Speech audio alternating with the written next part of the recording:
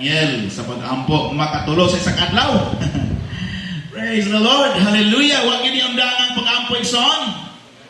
No, bisan to doon na nay hulga, doon na nay balaod nga si bisan insa nga moampo, no, whoever pray or whoever worship to the Almighty God must be thrown to the lion's den.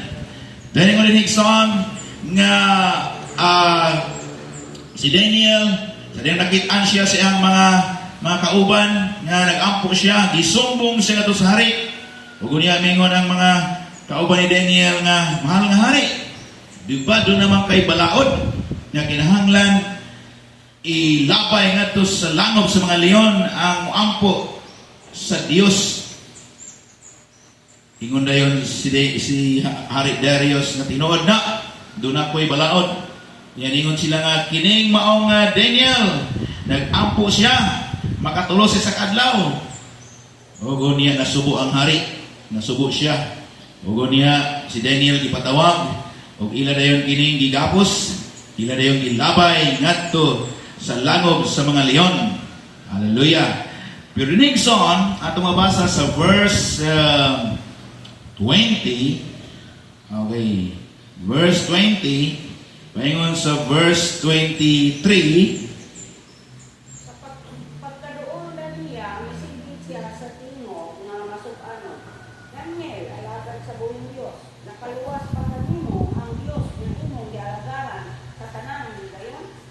O mitubag si Daniel, kamahalan, hatagan kaunang taas na kinanali. Ang akong Diyos na padala o anghel aron pagtakog sa bakbak sa mga leon. Busa wala ako nila tukba kay wala man ako'y dautang na imo sa iyang atubangan o kanimo usab. Okay, so din ito makita igsoon nga sa diyang hari miduol ngadto sa langob sa mga leon. Ingon diri nga nangumusta siya sa Daniel. How are you? Ingon si Daniel nga kamahalan, live long forever, no? Isa nga tagaan ko taas sa kinabuhi. Siya ang Ginoo nagpadala sa mga anghel, no? God sent His angel and shut the lion's mouth so that I have no heart, so that they have no heart me. But I was found innocent before Him.